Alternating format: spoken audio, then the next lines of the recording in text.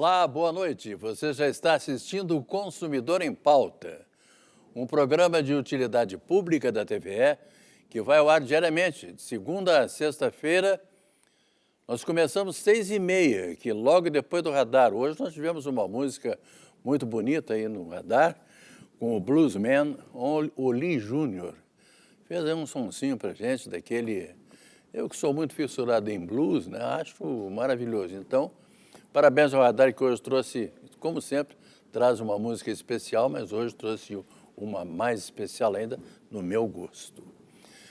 Lembrando, então, que esse programa começa às 6h30 e vai até por volta de 7 horas da noite para tratar de direito do consumidor, direito do trabalho, direito de família e direito previdenciário. São esses os temas do nosso programa. A gente trata aqui sempre de assuntos e faz o programa com as perguntas que vocês mandam sobre esses assuntos. Sempre a gente tem alguém aqui para responder sobre direito do consumidor, que foi ontem, direito do trabalho, que é hoje, direito do consumidor amanhã, quinta, direito de família e sexta, direito previdenciário. Vocês podem mandar as perguntas que a gente sempre tem alguém aqui para responder. Hoje nós vamos ter direito do trabalho e eu já vou dizer para vocês quem é que estará aqui para responder as perguntas de todos vocês e nos dar o prazer da visita.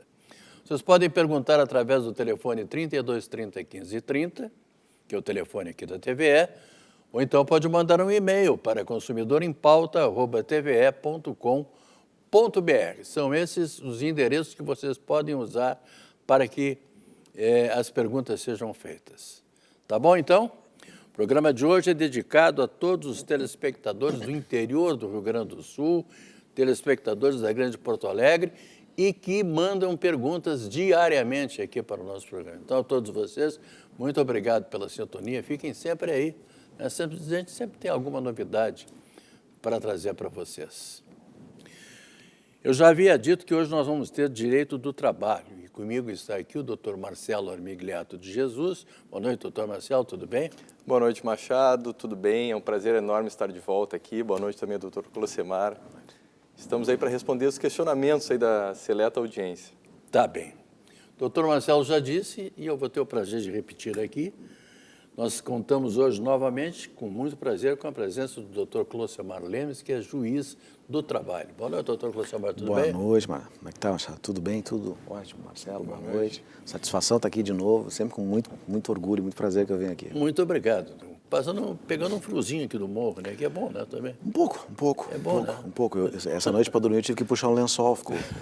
Eu já disse que o pessoal, quando estava fazendo 2 graus aqui lá em São Gabriel, o pessoal estava usando um lençolzinho de madrugada. E no começo da noite sempre é mais quente, né? Mas de madrugada o pessoal puxava um lençolzinho, porque é 2 graus, afinal de contas, né? Que bom que fosse assim, mas não é. Então, vamos lá. O doutor Closemar não precisa nem avisar, que ele já sabe que as perguntas mais difíceis sempre ficam para o juiz aqui, né? Quem se prepara as perguntas é o doutor Marcelo, advogado, então, ele deixa as perguntas difíceis para o juiz. Vamos lá, então. Doutor Marcelo, a primeira pergunta vem da cidade de Viamão e quem nos manda é o telespectador Ronaldo. A empresa onde trabalho tem relógio ponto, mas o chefe é quem determina o horário que devo marcar, tanto na entrada quanto na saída. É um bom sistema, né?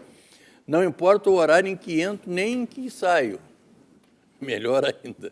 Ele pode fazer isso? Pergunta o Ronaldo. É claro que não, né, Ronaldo? O registro de horário ele foi criado justamente para que aquela jornada do trabalhador, a jornada real do trabalhador, possa ser registrada e posteriormente paga. Então, o registro da jornada deve corresponder à realidade. O horário que o senhor entra deve ser marcado e o horário que o senhor sai também deve ser registrado. E é por situações como essa, Machado, que nós temos aquelas pessoas que dizem que durante o contrato de trabalho, inclusive o trabalhador não possui direito nenhum, né? Não possui direito nenhum, porque o que vai acontecer com o Ronaldo se o Ronaldo disser para o chefe dele que viu o nosso programa e que está errado? Né? Ele vai ser despedido, no dia seguinte ele será despedido.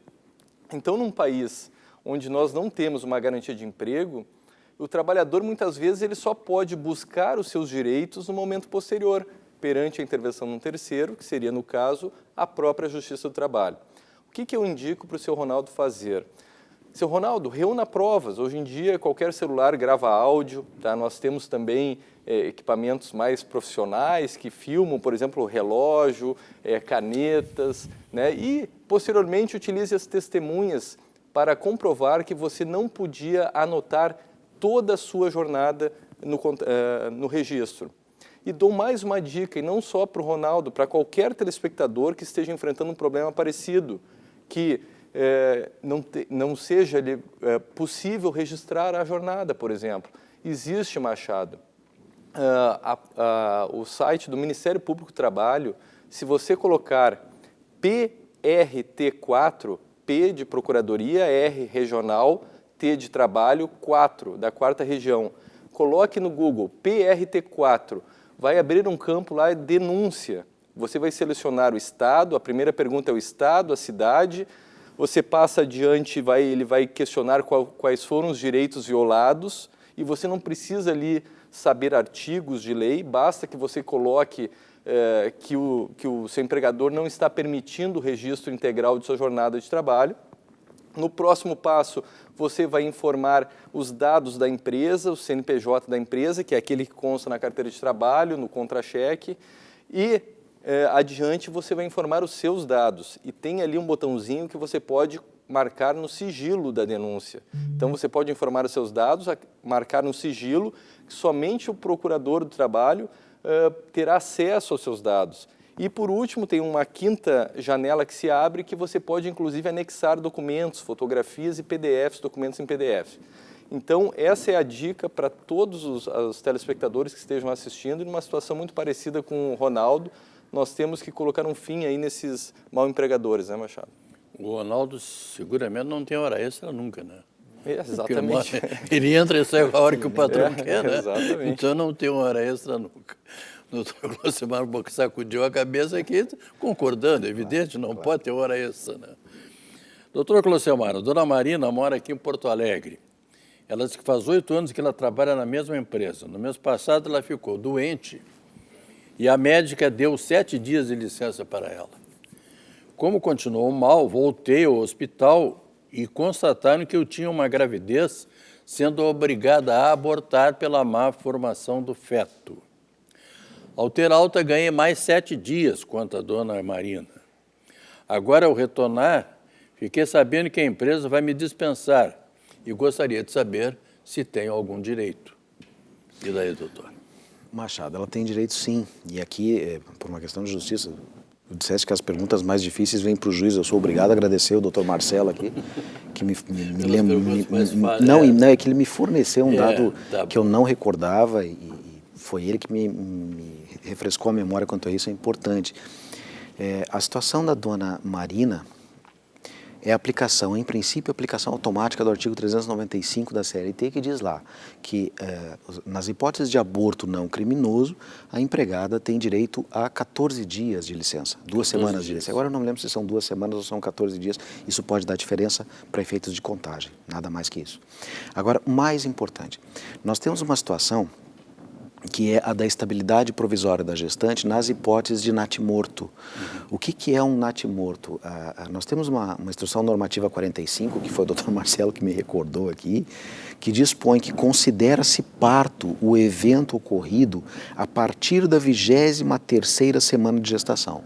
Então, a mulher gestante, ela entrou no 23º mês de gestação e ela, por algum episódio qualquer, 23ª semana. A partir da 23ª semana, ou seja, ela entrou na 23ª semana, isso é o médico que tem que apontar, entrou na 23ª semana de gestação e vem a sofrer o evento aborto, e isso não está na lei, tá?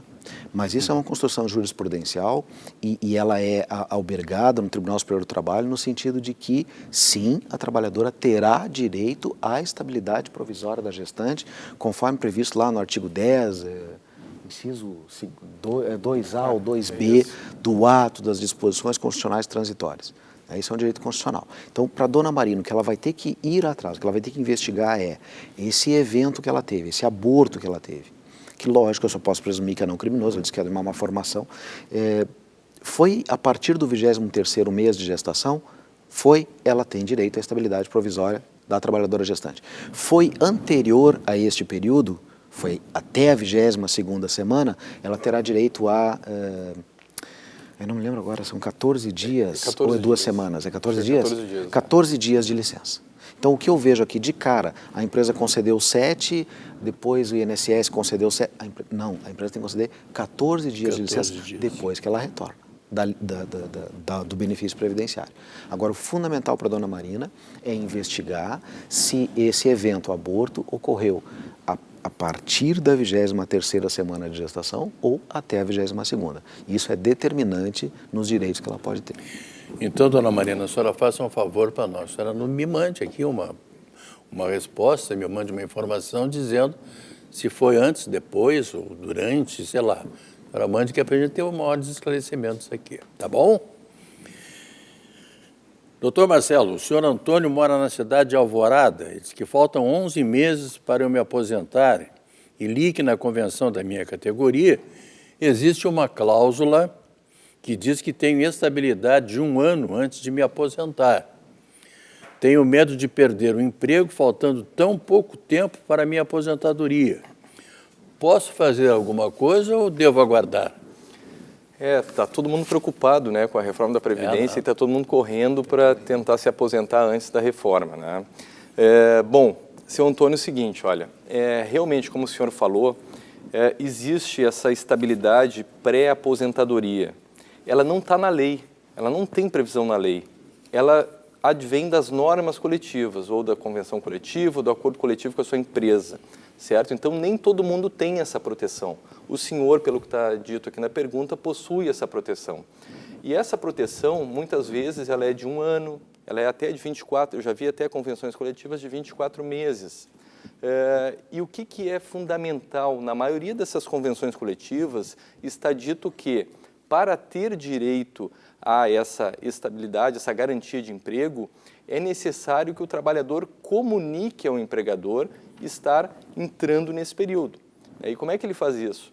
Ele pode, por exemplo, se cadastrar no Meu INSS, lá gerar um relatório do seu tempo de contribuição e protocolar esse relatório por tempo de contribuição, um requerimento simples na empresa e guardar esse documento, porque esse documento é uma garantia para o senhor de que esse período de estabilidade, de garantia de emprego será respeitado pelo empregador. Doutor Closemar, a dona Márcia Gonçalves, ela é aqui de Porto Alegre. Ela quer saber o seguinte, ela diz que já completou 30 anos de contribuição e vai completar 50 anos em novembro.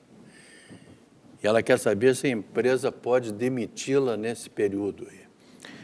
A resposta dessa pergunta está extremamente ligada ao que o doutor Marcelo acabou de responder e foi assim com extrema propriedade, eu não tenho muita coisa para acrescentar. Sendo bem objetivo, curto e grosso, pode sim. A legislação não assegura estabilidade pré-aposentadoria. Essa estabilidade pré-aposentadoria, quando prevista, como o doutor Marcelo bem referiu, ela se encontra em normas coletivas. E nós necessariamente precisamos investigar o que diz a norma. Norma coletiva é o que as pessoas normalmente tratam por dissídio, o dissídio da categoria.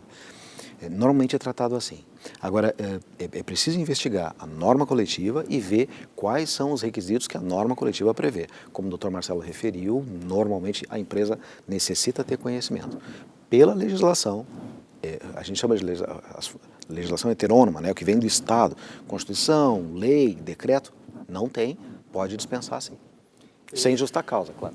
Me permite um adendo, Machado. Eu já tive uma questão muito parecida com essa, porque isso pode causar uma certa confusão. Como é que é o nome dela mesmo? Márcia. A dona Márcia. Ela diz que Márcia já Gonçalves. tem os 30 anos. Então, em tese, para a mulher, ela já teria completado o tempo necessário. Ela já teria o tempo para uma aposentadoria que nós chamamos de integral.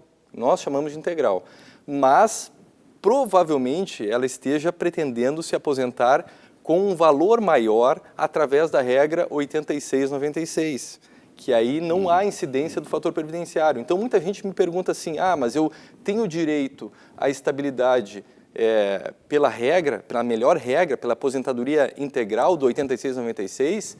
Não, normalmente as normas coletivas, como muito bem destacou o doutor Clocemar, elas geralmente elas dão o direito para aposentadoria por tempo de contribuição normal, aquela de 30 anos para a mulher e 35 anos para o homem. Né? Não há essa extensão para a regra do 86-96. Pelo menos eu nunca vi nenhuma norma coletiva que estendesse esse período também para essa hipótese de aposentadoria, que é mais vantajosa.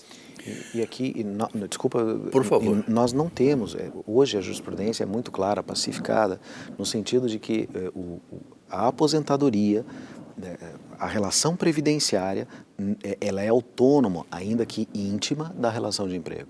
Então, a aposentadoria é um evento que não influencia, ela não abate o contrato de trabalho. Então, se aposenta, continua trabalhando, o contrato de trabalho continua em pleno vigor, sem nenhuma alteração. Essa é hoje a jurisprudência dominante, eu diria que uníssona, inclusive. Exatamente. Doutor Marcelo, tem uma pergunta que chegou agora por telefone, da dona Gessi de Gravataí, tenho certeza absoluta, que é uma pergunta dentro daquelas normais que a gente normalmente recebe aqui. Ela trabalha há quase 5 anos na mesma empresa, mas ela foi verificar, ela tem apenas R$3.000 no fundo de garantia por tempo de serviço. Ela quer saber se isso é correto, quer saber também se a empresa pode dar férias para a pessoa, férias que comecem na sexta-feira. Ela diz que adora o programa e parabeniza a equipe da TVA. Pode, doutor, sair na sexta-feira, você perde. Não pode, 2 dias antes de dia de descanso ou repouso semanal, ou repouso, né? Dia de descanso ou repouso. Não pode, a concessão das férias deve iniciar, não pode iniciar 2 dias antes de repouso, tá? Ou descanso ou feriado, enfim. Em relação ao fundo de garantia, é fácil pedir um extrato na Caixa Econômica Federal e pelo extrato você consegue verificar se a empresa está havendo uma regularidade nesses depósitos. Se a empresa não estiver depositando, aí nós voltamos, Machado, para aquele primeiro problema, né? O que fazer? Ingressar com uma ação com contrato de trabalho ativo, o que isso vai resultar? Provavelmente na despedida dela. Né? Então a maioria dos trabalhadores deixa para discutir essa questão do fundo de garantia ao final, com o ajuizamento de uma ação trabalhista. Normalmente é assim que funciona. Tá certo. Quero avisar para o Eduardo, aqui do Parque dos Maias, aqui em Porto Alegre, a pergunta que ele mandou é uma pergunta referente a direito previdenciário. E a gente vai usar, então, na sexta-feira que vem, o doutor Luiz Gustavo Ferreira Ramos vai dar uma resposta para você a respeito desse assunto que você trata aqui na pergunta. O doutor Clocemar, a dona Santa Medeiros, que mora na cidade de Esteio, ela diz que está aposentada desde 2003 por invalidez e a firma não deu baixa na carteira dela. Ela quer saber se isso está certo. Está. Está. Isso está. A aposentadoria por invalidez, ela é provisória por natureza. E é importantíssimo, não só está certo, como não pode fazer diferente. O contrato de trabalho continua em vigor, com seus efeitos suspensos ante a concessão do benefício previdenciário. E isso é um problema, porque muitas vezes a aposentadoria por invalidez, ela não se convola em definitiva, isso fica, as coisas se perdem e fica um vínculo em aberto que muitas vezes tem que tomar outras atitudes para resolver, até procurar um profissional do direito que vá à Justiça do Trabalho e tente obter um provimento de extinção do contrato judicial. Está certo, sim. Está certo. Aliás, então, sim, invalidez não é uma... Não, aposentadoria por invalidez ela é provisória por natureza e pode ser voltar ao estado anterior. Pode não voltar, mas pode não voltar, mas pode voltar e o sujeito vai voltar lá e se apresentar para o trabalho bonitinho. Perfeito. Doutor Marcelo, o Paulo mora na Lomba do Pinheiro, aqui em Porto Alegre. Ele teve um acidente de trabalho e entrou na justiça contra o condomínio dele, onde ele trabalha. Assinei uma procuração para um advogado que fez um acordo trabalhista sem me consultar. Fiz uma reclamação para o OAB e quero reverter a procuração, caso seja concedido o acordo. Ele quer saber o que ele pode fazer, doutor. Olha, eu tenho certeza que essa pergunta vai ser importante para o Paulo, mas para grande público que está nos assistindo, Machado, porque assim, é importante que o cliente leia a procuração, leia o que está assinando, peça uma cópia do que está assinando, certo? Por quê? Porque muito provavelmente nas procurações, de modo geral, possui lá os poderes para firmar petições e assinar acordos. certo? Então, no momento que o cliente outorga uma procuração, ele está, em tese, dando poderes para o advogado firmar acordos. Felizmente, no entanto, o nosso Tribunal de Ética da OAB condena essa prática. O nosso Tribunal de Ética diz que o advogado não pode firmar um acordo sem a anuência e sem a ciência do seu constituinte, do seu cliente, tá? Que isso estaria ferindo o princípio da boa-fé, certo? Em relação ao que ele pode fazer, né? Ele pode primeiro entrar em contato com esse advogado para saber se efetivamente foi feito ou não o acordo, pode revogar os seus poderes, procurar um outro advogado e revogar os poderes desse advogado aqui, e também ele poderia, em relação ao que ele pergunta, em relação ao processo, o que pode acontecer se esse acordo já foi homologado ou não. Infelizmente, se esse acordo já foi homologado, nós temos lá um dispositivo na CLT, 831, parágrafo, não lembro se é o único ou se é o primeiro, que diz que essas decisões, que a sentença homologatória de acordo, ela é irrecorrível, ou seja, se o seu acordo foi homologado, no processo trabalhista você não teria mais o que fazer. Aí você teria que, sentindo-se lesado, buscar eventual ressarcimento contra esse advogado numa ação cível. Então, em princípio, seria essa a resposta, Machado.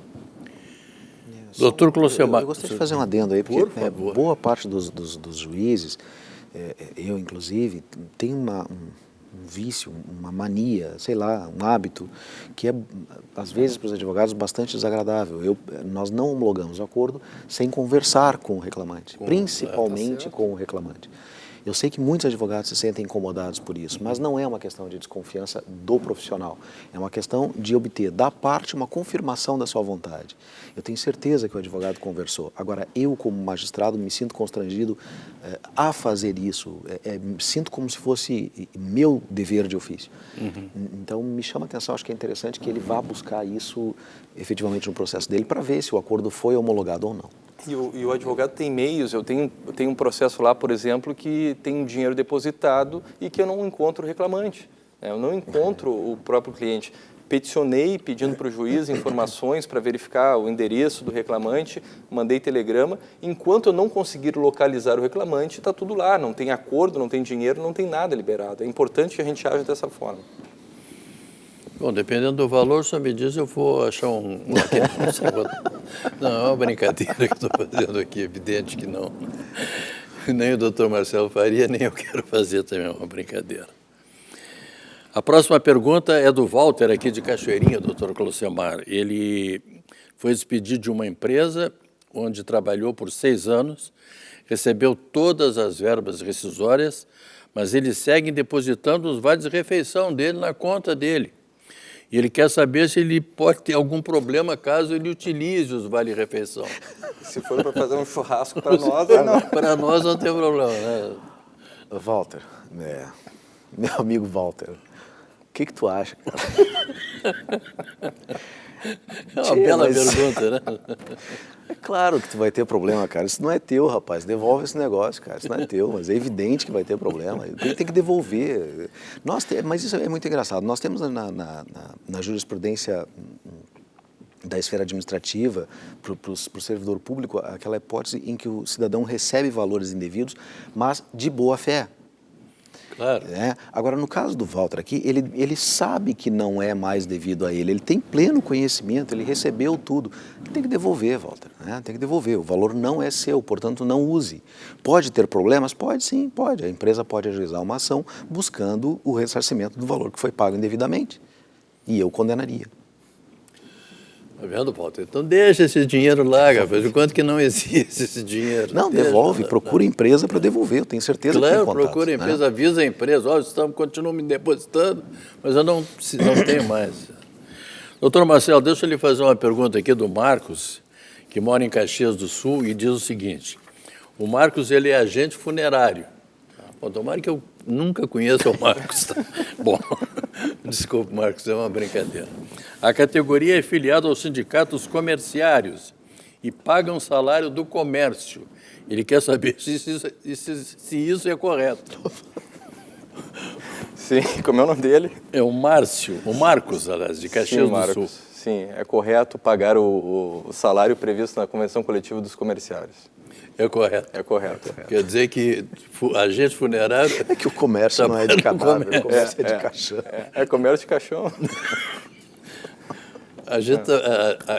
Esse programa aqui tem essa vantagem, né? A gente faz um programa descontraído e as perguntas, por mais sérias que sejam, às vezes elas são jocosas. Então, a gente acaba se obrigando a dizer alguma coisa a mais.